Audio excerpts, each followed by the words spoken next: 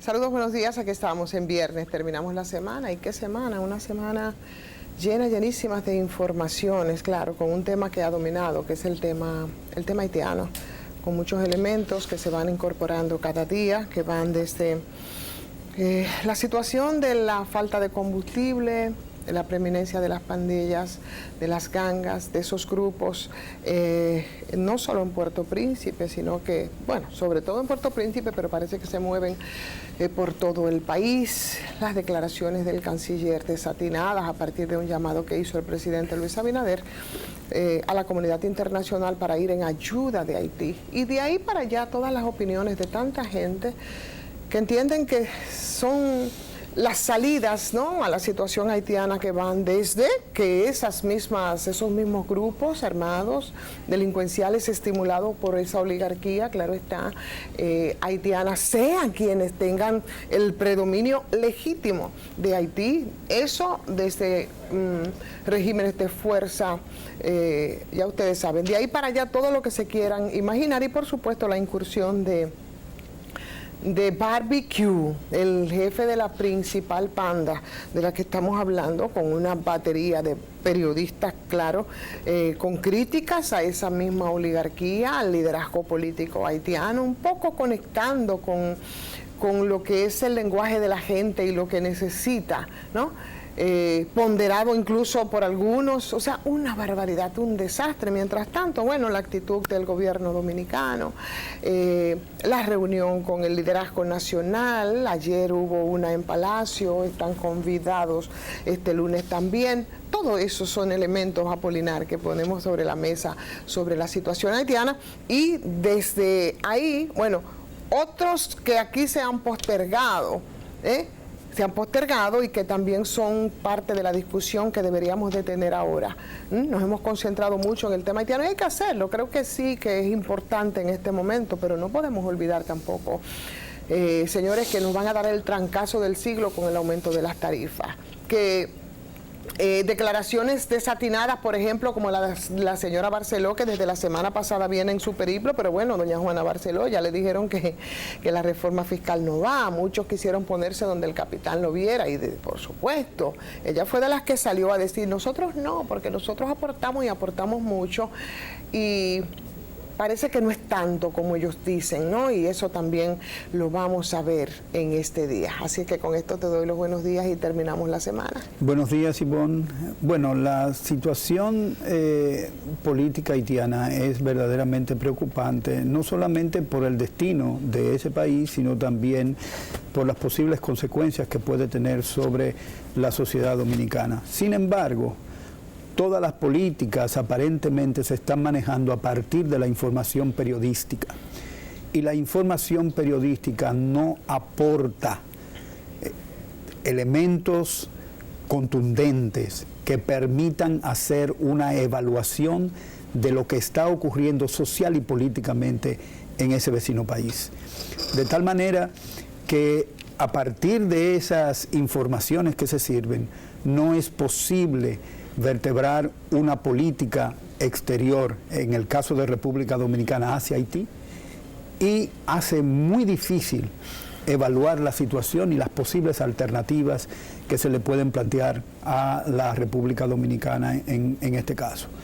Yo creo que el primer esfuerzo que debe hacer el gobierno dominicano es sencillamente no tener a los voceros corrientes que ha tenido digamos, en este país la cuestión haitiana, sino preocuparse por hacer un levantamiento efectivo de lo que es la condición en este momento de la sociedad haitiana, de la política haitiana, y tratar a partir de ahí, a partir de ese conocimiento sólido, entonces plantearse una política internacional con respecto a Haití. No las que han tomado recientemente, que tienen el sabor muy amargo de aquellos que piensan que Haití debe ser repudiado en todos los aspectos, y ese fue un repudio inaudito de las autoridades dominicanas, que no tiene ningún sentido y que lo que anuncia es sencillamente la superficialidad con que ha tratado el problema haitiano. Y es mucho más. Quienes están preocupados realmente son aquellos exportadores dominicanos. Obviamente que pasan por la frontera sin pagar ningún tipo de impuestos, y que ha sido una delicia para ellos tener al mercado haitiano a su merced. Entonces, pienso que además de esas preocupaciones que son, digamos, que hay que atender también, la preocupación fundamental es la estabilización política y económica de ese país. ¿Y cómo se consigue? Evidentemente que la República Dominicana no puede sola hacer ese esfuerzo, sino que debe contar con el concurso de otros países. Pero a pesar de que Dominicana ha planteado eso, de que no la dejen sola, no ha planteado un plan. Exacto. Porque no tiene los elementos suficientes para plantear ese plan. Aquí hay personas, sociólogos, que se han dedicado una gran parte de su vida profesional al estudio de la cuestión haitiana. Entonces habría que ver si a esas personas, a esos profesionales con expertise en ese tema, se le ha preguntado cuál es la situación, qué usted cree que se puede hacer desde el punto de vista político y desde el punto de vista diplomático, qué se puede hacer. No hemos visto que se haya compilado una posición del gobierno dominicano partiendo del conocimiento científico de lo que ocurre en la sociedad haitiana. Y eso es preocupante. Así es. Y bueno, muchos de los planteamientos también han venido en la dirección de, bueno, hay gente que se han atrevido a hablar de intervención. ¿Sí? Y eso yo creo que ya es una exageración, porque las intervenciones luctuosas, como digo yo, que han tenido Estados Unidos, yo creo que no debemos estimularlas. Claro que sí, que debe intervenir, pero desde la solidaridad. Ahora, esa ayuda que tiene que ver con, bueno, cómo se va a recomponer, reconstruir Haití en términos económicos. Digamos que digamos que sí, que iríamos en esa dirección, que la comunidad internacional, que hasta ahora se ha mantenido bastante indiferente, respondiera. ¿Cómo eso se haría? ¿De qué manera? ¿Quiénes velaría por todo eso? ¿Quiénes tendrían la responsabilidad? ¿Cómo eso se manejaría? En todo caso, que todavía no ha habido una respuesta. Eso también sería otra gran complicación. Claro, pero ya hay una experiencia de esas intervenciones. O sea, tuvimos los cascos azules de las Naciones Unidas ahí por un buen tiempo. Y lo que ocurrió justamente fue acentuar la desorganización de, digamos, toda la sociedad haitiana, porque no solamente dejaron este virus y que diezmó parte de la población haitiana, se les responsabilizó, hubo gente que señaló responsables. Sin embargo, lo que fue la pacificación supuestamente o la vuelta a la institucionalidad en Haití no fue posible. Sencillamente se quedó exactamente en la misma posición de antes de la intervención de Naciones Unidas en ese país. Entonces no es así.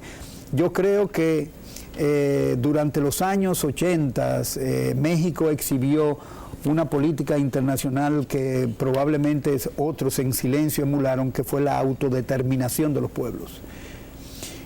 Y si efectivamente hay bandas que están dirigiendo y tienen prácticamente secuestrado todo el escenario económico y político de Haití, algo debió haber pasado para que esa sociedad pariera eso. Ahora, yo no sé cómo podríamos hablar de autodeterminación en el caso de Haití.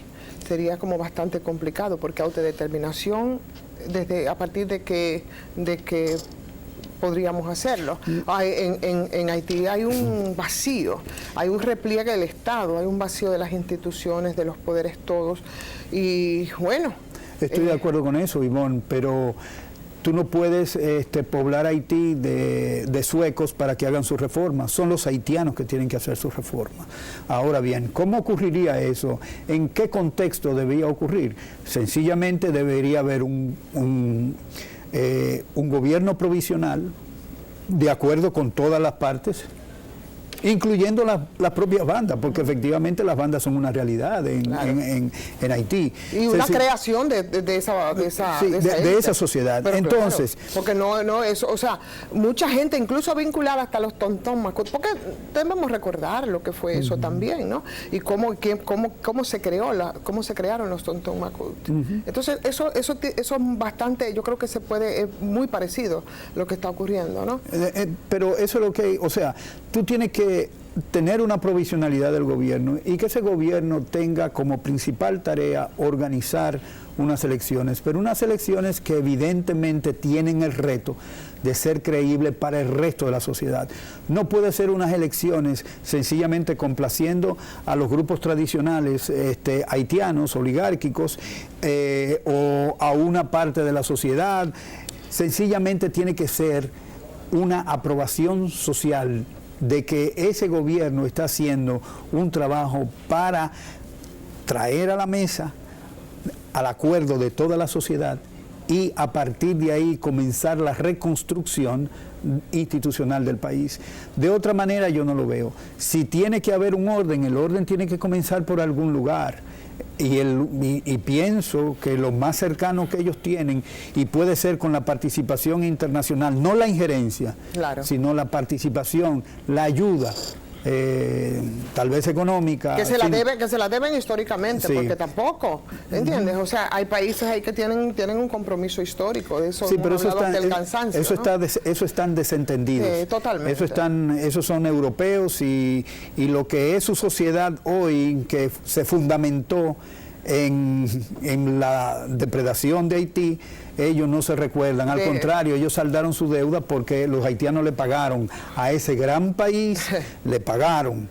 ¿Y cuánto le costó? Sí, le costó, y prácticamente le costó justamente el despegue de la economía haitiana, porque sencillamente la dejaron sin ningún tipo de ahorro para poder seguir su crecimiento económico. Entonces, Haití necesita la ayuda internacional para organizarse, pero no injerencia.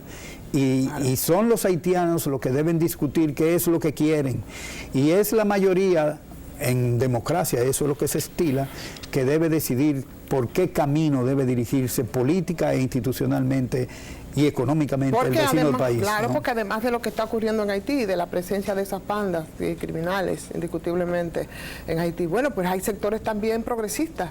Claro que sí, en Haití hay sectores progresistas que pudieran dar pasos de avance. Por cierto, este lunes vamos a tener como entrevistado a Paul Arcelin, que es un ex embajador haitiano en República Dominicana de hace muchos años, que tiene una visión bastante interesante respecto al tema, y con él vamos a conversar. Por segunda ocasión, ya lo hemos hecho en otro momento aquí en este punto crítico. Vamos a ir un momentito a la pausa, Apolinar.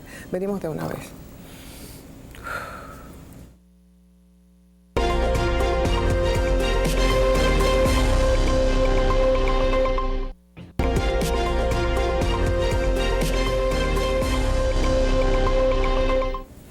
Bueno, aquí estamos, Apolinar, de vuelta, y es mucho lo que hay que decir respecto al tema haitiano. Viste que desatino con el tema de las visas.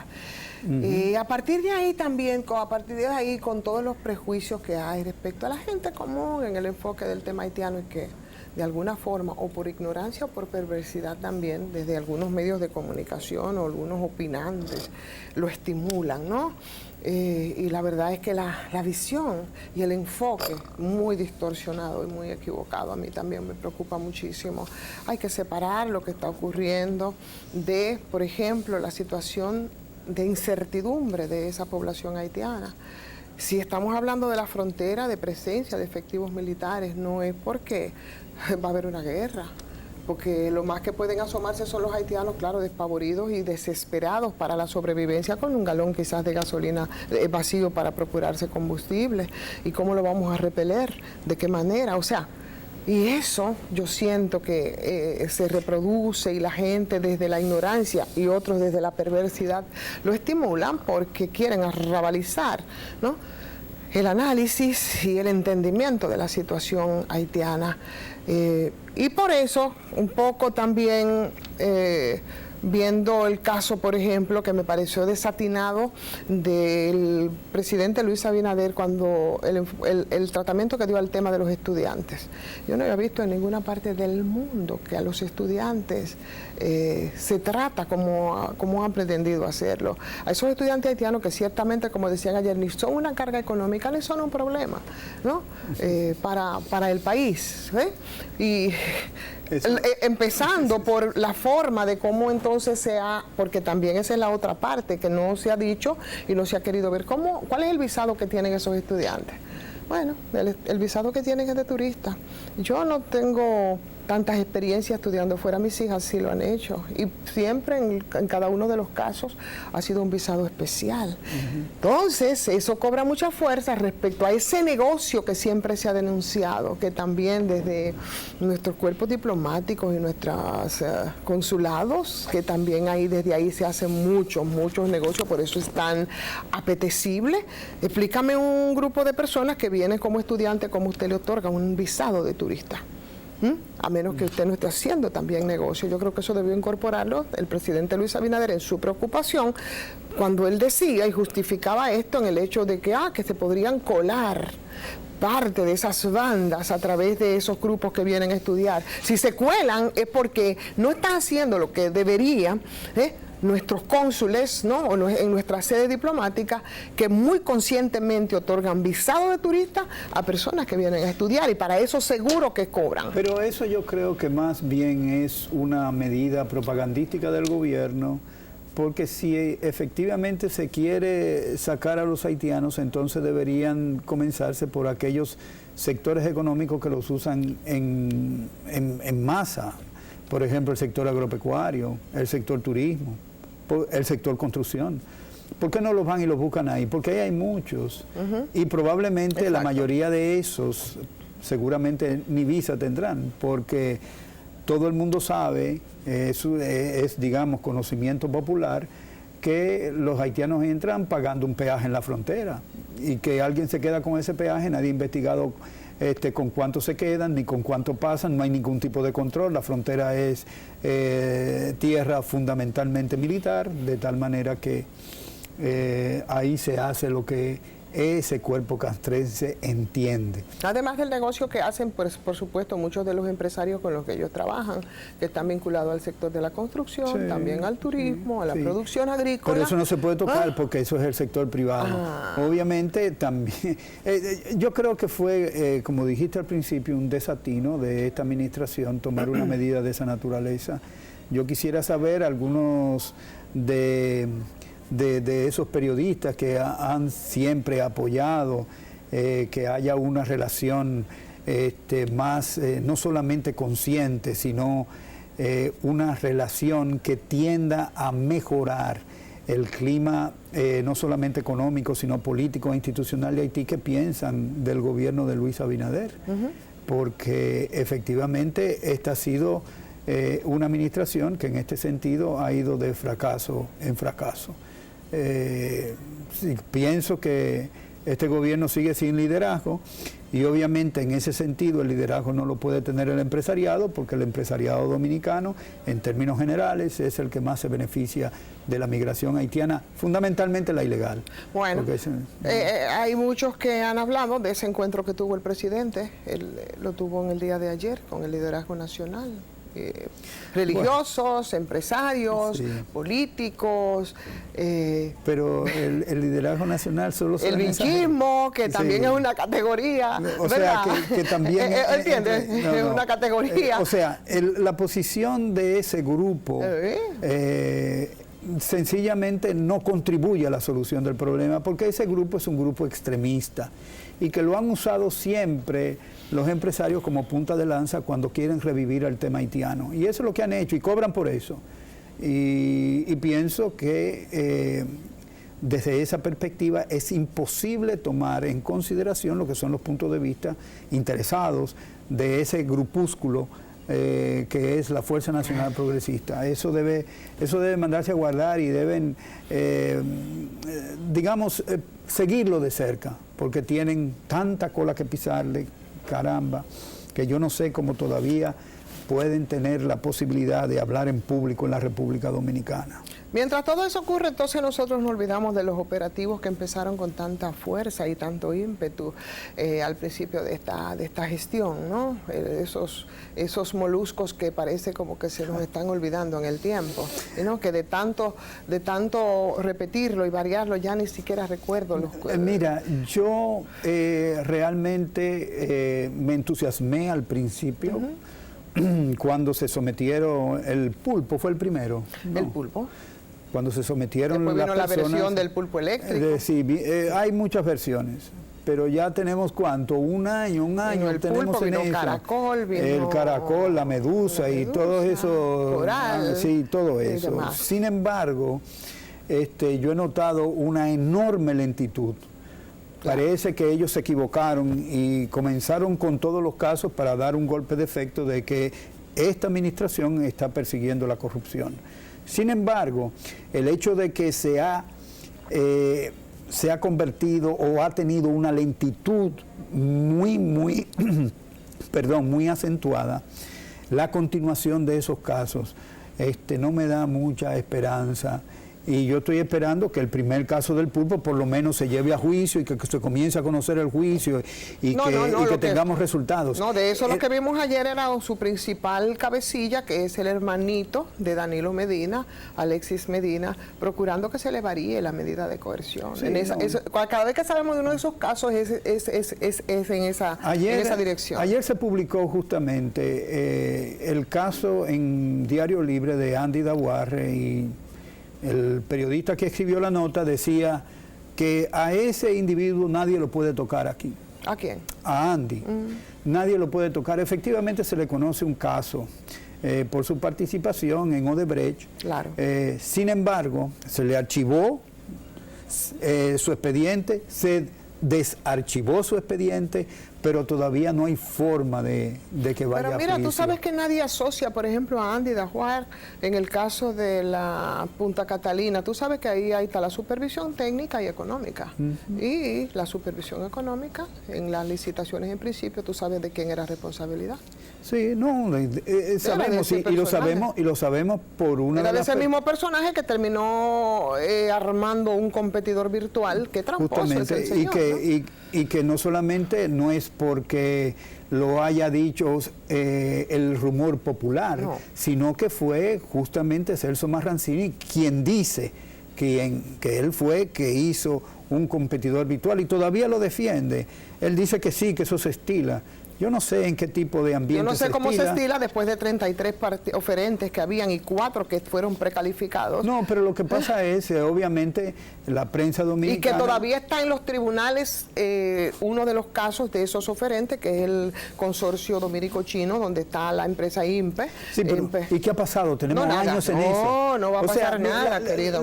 La justicia dominicana no se hizo fuerte porque se nombrara a Miriam Germán. Yo siempre he dicho que ella tiene un currículum extraordinario en su desempeño en el sector de la justicia, eso es innegable, y además es una mujer valiente. Sin embargo, hay que tener en consideración que el sistema judicial es un sistema, no es una persona, ni dos ni tres, y que ese sistema funciona en estos momentos de acuerdo a un conjunto de fuerzas políticas que dominan ese escenario, independientemente de cualquier otra cosa, de tal manera que los resultados que los dominicanos están esperando, ansiosos de que la justicia efectivamente se perfile persiguiendo y castigando a la corrupción, todavía no tenemos ningún resultado. Podremos hablar cuando esos resultados tengan lugar, cuando se tenga ya un veredicto final de la Suprema Corte de Justicia, del Tribunal Constitucional, si llega al Tribunal Constitucional, pero efectivamente no tenemos resultados que nos permitan decir con certeza que el sistema judicial dominicano se perfila para corregir el problema de la corrupción. Y ahí está el caso, por ejemplo, de la Dirección General de Compras y Contrataciones Públicas y el caso, por ejemplo, del Ministerio de Educación.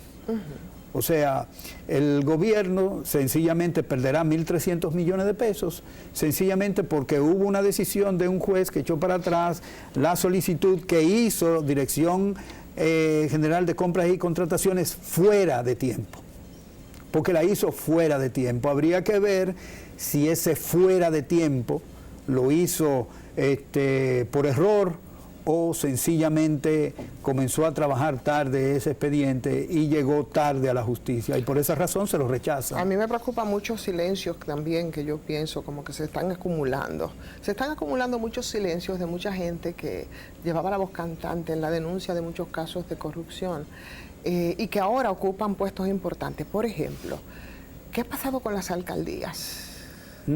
Yo quiero que me digan a mí qué ha pasado con las auditorías de las alcaldías, qué ha pasado con las denuncias. Y me puedo incluso detener en la alcaldía de mi municipio, que es Santo Domingo Este. ¿Cuántas denuncias se hacían, por ejemplo, del pasado incumbente, Alfredo Martínez, alias El Cañero? De lo mínimo que se denunciaba era de la cantidad de otorgamiento de permisos de uso de suelo volándose la sala capitular como corresponde y otorgados de manera administrativa. ¿Qué pasó con esas revisiones? Pero ¿qué pasó con porque hay más de una, auditorías maquilladas? Oficialmente sabemos de una que, por cierto, son de los expedientes que está trabajando Cámara de Cuentas, ¿no? Esa junto con Punta Catalina, con las visitas sorpresa, con Junta Central Electoral. ¿Qué pasaba, por ejemplo, con las denuncias que hacían respecto a la Junta Central Electoral? El mismo PRM, que ahora es el partido oficial, fue hasta el cansancio. ¿Qué ha pasado con eso? ¿Cuál es el seguimiento? Pero ¿qué ha pasado incluso con muchos periodistas también que, óyeme, tenían un liderazgo en las denuncias y yo, de sus bocas no salía la palabra bocinaje? Y yo, la verdad, y ciertamente había muchas bocinas pagadas, pero ahora yo siento que hay muchos radios apagados. También. Y eso también me preocupa. Eso es parte del concierto. Pues eso yo creo que lo podemos vincular a todos esos expedientes, a todos esos moluscos que están como, ya me están durmiendo un sueño que me está pareciendo eterno. Lo que sí siento es, y eso es lo preocupante de todo, que todavía el gobierno no toma liderazgo digamos el presidente, no toma el liderazgo de su gobierno. No solamente basta hacer con anuncios semanales, ni dar un Picasso semanal aquí y allá.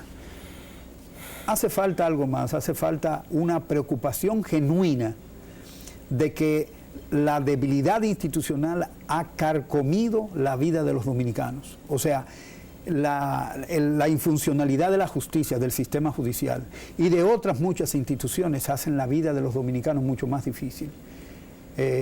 La falta de empleo, ¿no? El hecho de que, por ejemplo, haya una distancia enorme entre la productividad de los trabajadores y su salario, es un elemento que el Ministerio de Trabajo debería estar considerando. Tenemos años y años con una congelación salarial que siempre se coloca por debajo de la productividad de los trabajadores. Y efectivamente esos son los elementos que los economistas liberales le han vendido a la nación dominicana diciendo que el mercado funciona mejor, pero esa es una condición del mercado competitivo. Y entonces no sé por qué aquí no se cumple cuando exigimos de manera, digamos, reiterativa de que estamos viviendo en una economía capitalista de competencia. No es cierto. Estamos viviendo en un desorden institucional, en una economía oligopólica que fundamentalmente diezma la capacidad de consumo de la mayoría de la gente. Pero a la competencia no se le quiere echar el ojo ahora porque no conviene, ¿no?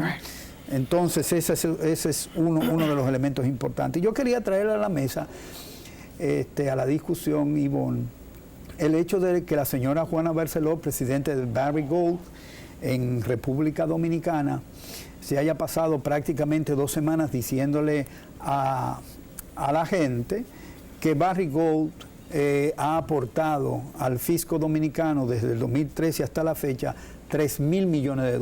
Yo quiero que me desgloses eso a partir de lo dicho por la señora Barceló después de la pausa. Debemos ir ahora y entonces ahí vamos a ver el caso de la señora representante de Barrick Gold en el país.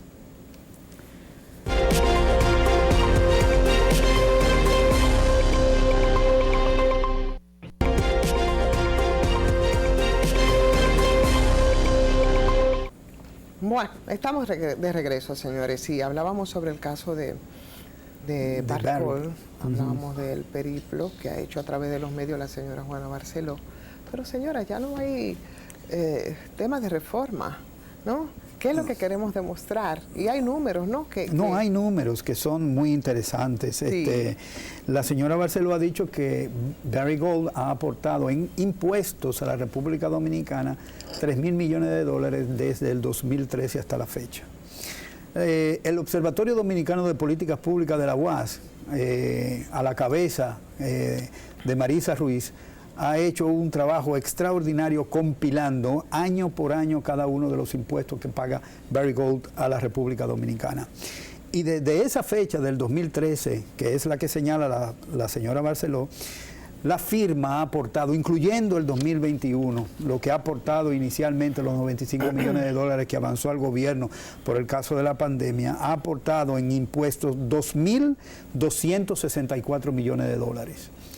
Es decir, que los dominicanos debemos estar muy contentos porque si ella anuncia que Barrick Gold aportará aproximadamente 3.000 millones de dólares, entonces nos faltan, este año deberíamos tener un ingreso de alrededor de 700 millones de dólares, 736 millones de dólares para completar los 3.000, considerando los 2.264 millones de dólares como el aporte que ha hecho hasta ahora Barrick Gold, incluyendo la última estimación que se hizo en el presupuesto del 21, que fue de 134 millones.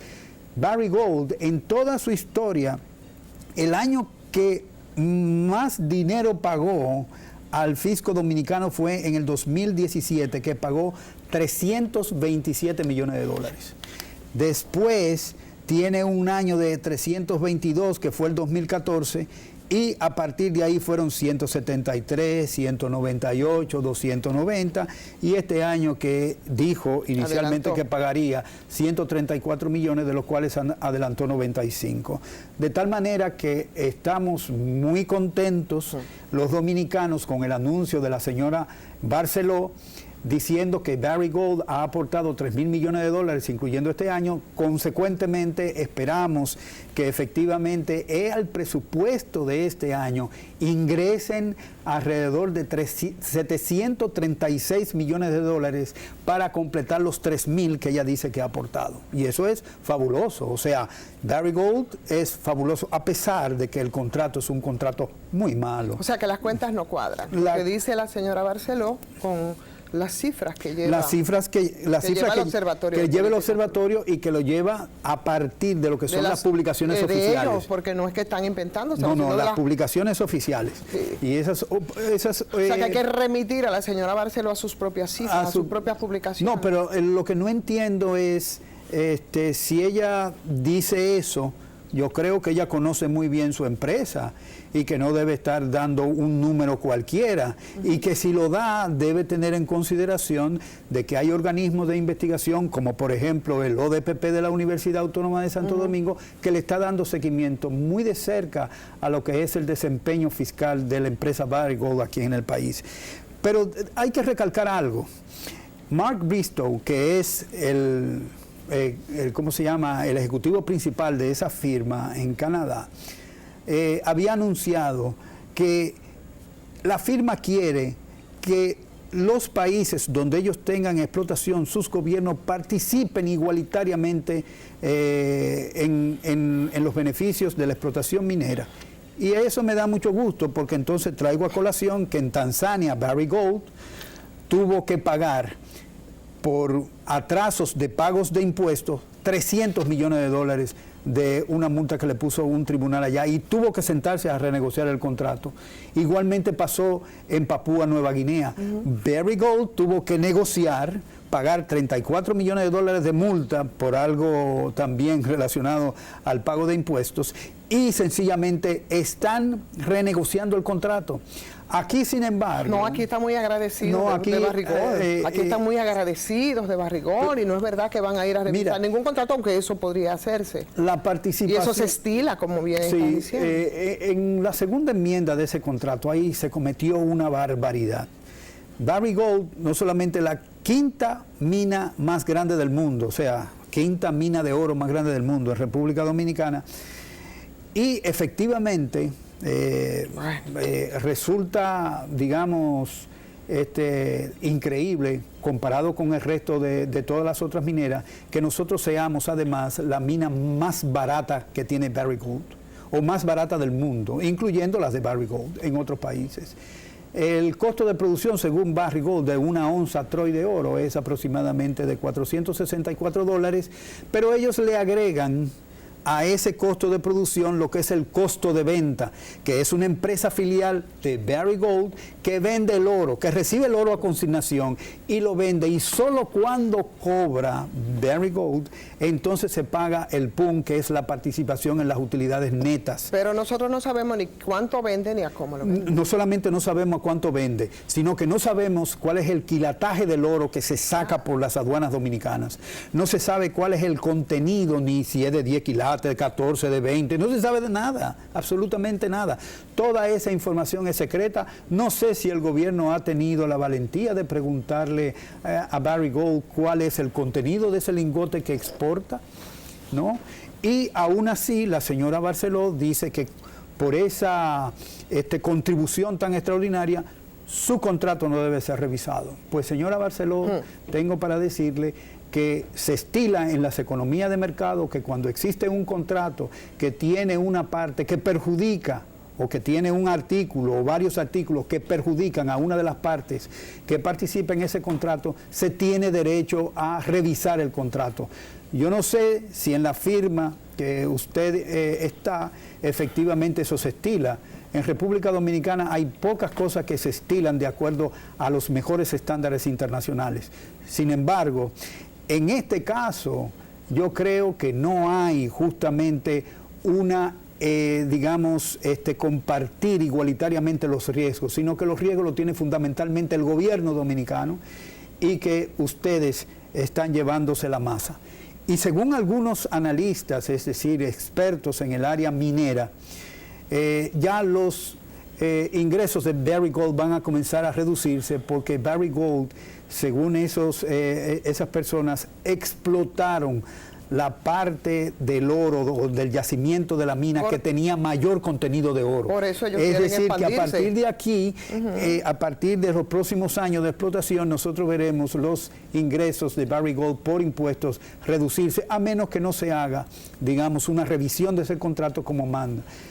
El gobierno... O la pretendida expansión que ellos quieren hacer. No, la pretendida expansión quieren hacerla, pero sin tener un contrato nuevo. O sea, lo quieren hacer bajo la sombrilla del mismo contrato. Ni estudio de impacto, nada. Ni estudio de impacto, nada.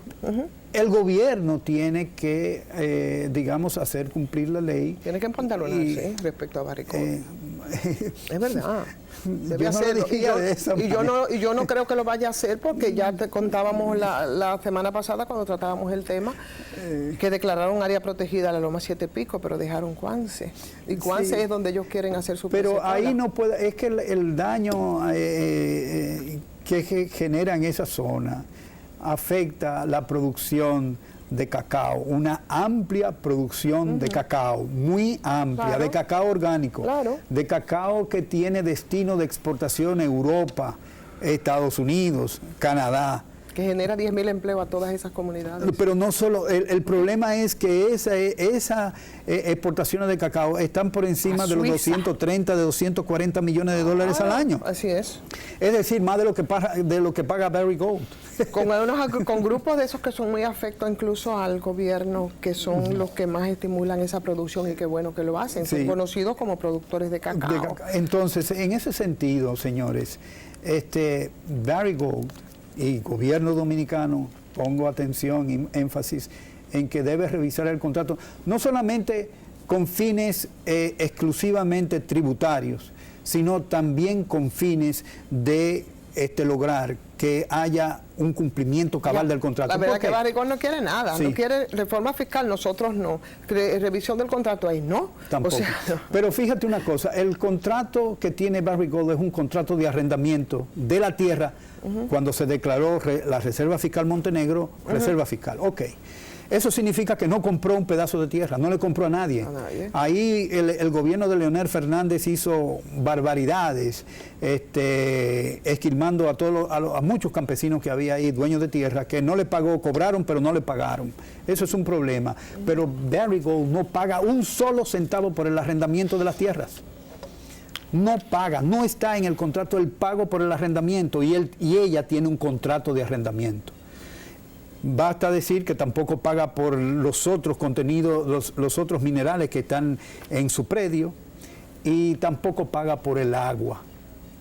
A Barrick Gold le va bonito, sí, pero yo no sé si alguien que le ponga el cascabel al gato en el caso de Barrick Gold, de verdad que no. Apolinar, se nos acabó el tiempo, así es que vamos a agradecer a nuestros amigos y amigas que siempre nos acompañan. Vamos a desearles muy buen fin de semana, lo propio a ti, y nos reencontramos entonces a ver si las cosas se nos muestran en un panorama más esperanzador. Ojalá. Hasta la próxima semana.